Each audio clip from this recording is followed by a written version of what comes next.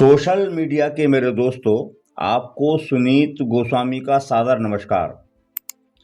दोस्तों, कबीर इस देश के बड़े ही स्वीकृत आध्यात्मिक व्यक्ति हैं। उन जैसा आत्मज्ञानी होना हर किसी का सौभाग्य नहीं होता। कहीं कहीं तो मुझे यह बुद्ध और महावीर से भी बड़े दिखाई देते हैं। खैर दोस्तों, मैं यहाँ कबीर की दो बातों को याद कर रहा हूँ। पहली बात, कांकर पाथर जोड़कर मस्जिद लई बनाए, ता चढ़ मुल्ला बांग दे, क्या बहरा हुआ खुदाए। और कबीर की दूसरी बात है, पाथर पूजे हर मिले, तो मैं पूजूं पहाड़। यहाँ कबीर मस्जिद की व्यर्थता भी बता रहे हैं और मूर्ति पूजा के केंद्र मंदिरों की सार्थकता पर भी सवाल खड़े कर रहे हैं। लेकिन कबीर के निजी अनुभवों को आम लोगों के अनुभवों से नहीं जोड़ा जा सकता। आम लोगों की भावनाएं अलग होती हैं, उनके अनुभव भी अलग होते हैं। इसलिए समाज में मंदिर भी हैं, मस्जिदें भी हैं। मैं अपने दिल की बात कहूँ तो मुझे मंदिरों में होने वाली आरती भी प्रिय लगती है और मस्जिदों से आने वाली अजान भी। जब सैकड़ों मुसलमान एक साथ नमाज अता करते हैं तो वह दृश्य मेरे मन को छूता है। और उतना ही मनमोहक मुझे तब लगता है जब मंदिरों में सामूहिक हनुमान चालीसा का पाठ होता है। भारत की यह साझा तहजीब मेरे मस्तक की शोभा है। इस तहजीब से मेरा सिर हमेशा ऊंचा रहता है और मस्तक के अंदर जो दिमाग है, जो मस्तिष्क है, वह खुश रहता है। लगता है कि मैं कितने महान विचारों वाले देश भारत का नागरिक हूँ। मैं उस भारत का नागरिक हूँ जहाँ मस्जिदों मंदिरों की मोहब्बत भरी मौजूदगी है, जहाँ सूफी फ़कीरों की मज़ारें दरगाहें भी हैं और संत महात्माओं की समाधियाँ भी हैं। लेकिन मुझे बहुत ही मर्मांतक पीड़ा तब हुई जब मेरे इस फ़क्र से ऊंचे मस्तक पर हथौड़े चलाए गए। जी हाँ, पागलों सिरफरों की भीड़ ने मेरे सिर पर बेदर्दी से अंधाधुंध हथौड़े चलाए।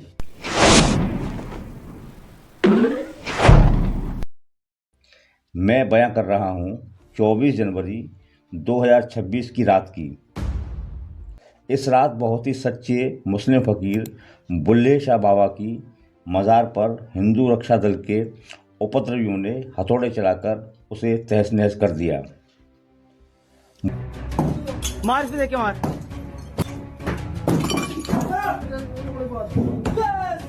बुल्ले शाह हिंदुस्तान वाले लाहौर के हिंदुस्तानी फ़कीर थे। यह तब की बात है जब लाहौर हिंदुस्तान में ही था।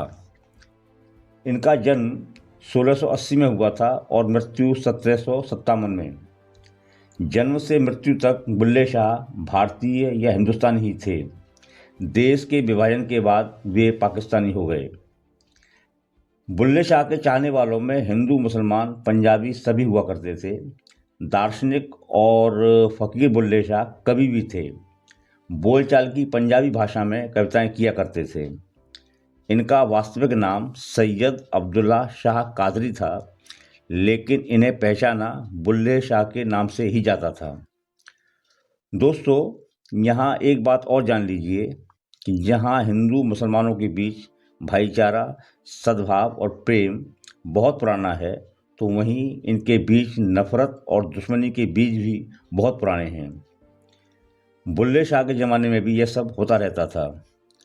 तभी बुल्ले शाह को लोगों से ये अपील करनी पड़ी थी, मस्जिद ढहा दे, मंदिर ढहा दे जो कुछ दिसदा, पर किसी का दिल ना ढावी। मतलब मंदिर मस्जिद जिसे चाहे तोड़ फोड़ कर दो।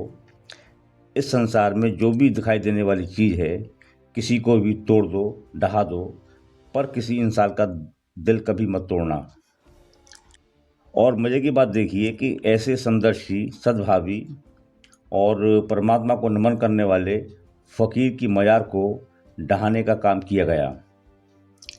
उस पर जमकर हथौड़े चलाए गए। हिंदुओं के लिए सबसे ज़्यादा शर्म की बात तो यह है कि जब मज़ार पर हथौड़े चलाए जा रहे थे तो उपद्रवी जय श्री राम के नारे लगा रहे थे।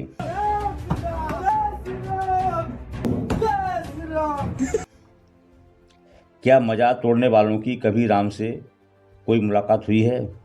निश्चित ही राम योद्धा थे, लेकिन वह अत्याचारी नहीं थे। ऐसे हथौड़े चलाकर तो राम ने अपने निंदक धोबी का घर भी नहीं तोड़ा था। जय श्री राम के नारे लगाकर जब ऐसे अत्याचार किए जाते हैं तो ये अत्याचारी राम के समर्थक नहीं, पूरी तरह राम के विरोधी ही दिखाई देते हैं।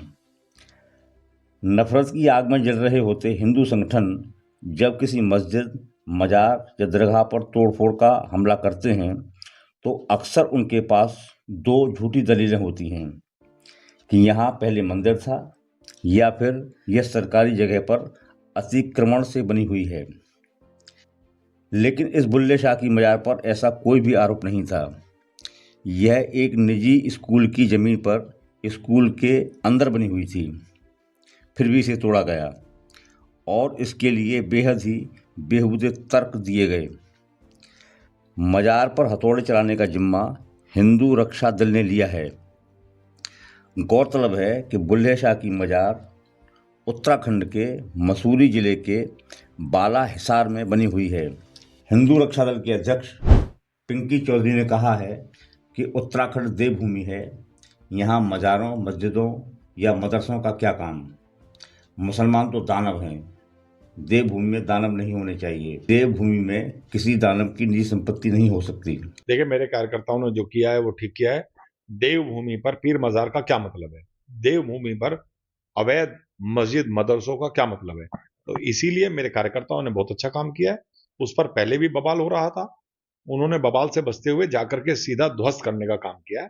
और मेरे कार्यकर्ता ताकतवर कार्यकर्ता हैं, वो कभी किसी मामले के लिए, कभी किसी काम में समझौता नहीं करते हैं। उन्हें लगा कि ये गलत है, किसी पाकिस्तान की मजार हमारे यहाँ क्या कर रही है, तो उसे पाकिस्तान भेजने का काम मेरे कार्यकर्ताओं ने कर दिया। लेकिन बताया जाता है कि वो 50 वर्षों से स्थापित है और वो निजी संपत्ति पर बनी हुई है। उनकी निजी संपत्ति देवभूमि में हो ही नहीं सकती। अगर किसी ने वैसे अनावश्यक पेपर बना लिए होंगे तो बना लिए होंगे, लेकिन पीर मजार का देवभूमि में क्या मतलब? वो देवभूमि में है और ये लोग दानव हैं। देव और दानव में बहुत अंतर है। तो देवभूमि में दानवों का कोई मतलब नहीं होना चाहिए। उन्हें सबको हमारे हिंदू रक्षा दल के कार्यकर्ता भगाने का कार्य करेंगे। अब इस तरह की दलीलें खुद कितनी दानवी हैं हम समझ सकते हैं। दोस्तों, ईश्वर पर या खुदा पर किसी का एकाधिकार नहीं है। जय श्री राम का नारा लगाने वाले ये भूल जाते हैं कि राम का चरित्र गाने वाले तुलसीदास खुद मस्जिद की शरण में जिया करते थे। उन्होंने लिखा है कि मांग के खाएबो और मस्जिद में सोएबो। उनसे किसी मुसलमान ने यह नहीं कहा कि हे हिंदू, तू मस्जिद में क्यों सोता है, जबकि तब भारत में मुगल शासन था। इसी तरह हमारी आस्था किसी के कहने पर नहीं चलती। किसी मुसलमान की आस्था राम या कृष्ण में हो सकती है और किसी हिंदू की आस्था किसी पीर बाबा या फकीर में हो सकती है। आप एक ताजी नज़ीर इसी जनवरी 2026 की देख सकते हैं। उत्तर प्रदेश के देवरिया में बनी अब्दुल गनी शाह पीर बाबा की दरगाह पर प्रशासन ने 11 जनवरी को यह कहकर बुलडोजर चला दिया था कि यह दरगाह अतिक्रमण पर बनी हुई है। इससे एक हिंदू महिला रानी तिवारी बहुत ही दुखी हुई थी। पीर बाबा की मेहरबानी से उसे एक स्वस्थ लड़का हुआ था। वह भागी भागी दरगाह पर पीर बाबा के हाथ जोड़ने के लिए चली गई। ऑपरेशन हो गया था मेरा, डॉक्टर ने मना कर दिया था आपको कोई बच्चा नहीं होगा। तो बोली कि मेरे साथ आप यकीन हो अगर तो चलो। मैंने कहा मुझे सब पे यकीन है, मैंने कभी किसी को देखा नहीं, देखा तो किसी को नहीं है, विश्वास पे ही मैं कहीं जाती हूँ, मंदिर जाऊँ कहीं। मैं इस पीर बाबा के पास आई थी जब मेरा अबॉर्शन हो गया था। मेरे डॉक्टर ने मना कर दिया था कि आपको कोई बच्चा नहीं होगा। मैं जहाँ पढ़ाती थी तो मेरे साथ एक मैडम थी, हिना मैडम। उस दिन मैं लंच में बहुत रो रही थी तो उन्होंने पूछा कि मैम क्या हुआ आपके साथ, तो मैंने कहा कि ऐसी ऐसी बात है। उस समय रमजान का महीना चल रहा था। वो बोले कि आप मेरे साथ चलो अगर आपको यकीन है तो। मैंने कहा कि मुझे सब पर यकीन है, मैंने कभी ईश्वर को देखा तो नहीं, विश्वास पर ही मैं कहीं जाती हूँ। मंदिर में भी भगवान को तो मैंने देखा नहीं। मेरा यकीन था मैं माफ़ी मांगती हूँ कि मुझे देरी हो गई, इसलिए मुझे माफ़ कर देना। बस मेरे बच्चे पर दुआएं बनाए रखना भगवान जी। महिला ने आगे कहा, मैं गोरखपुर में थी, मुझे पता चला कि ये टूट रहा है तो मैं वहाँ से भागे भागे आई, रात में ही आई हूँ। मैं अपने पति से बोली कि चलो हम वहाँ जाकर मज़ार पर चादर चढ़ाते हैं। मेरे पति पंडित हैं, वो मुझे कभी यहाँ नहीं आने देते। मैंने कई बार उनसे कहा था, उन्होंने कहा कि तुझे जाना है तो जा, मैं नहीं जाऊँगा। तो इसीलिए मैं अपने हस्बैंड को बिना बताए आई हूँ। मार्केट आए तो उन्होंने पूछा कि क्या काम है। मैंने कहा कि शॉपिंग करनी है। मैं अपने बच्चे को लेकर सीधे ऑटो करके यहाँ आई।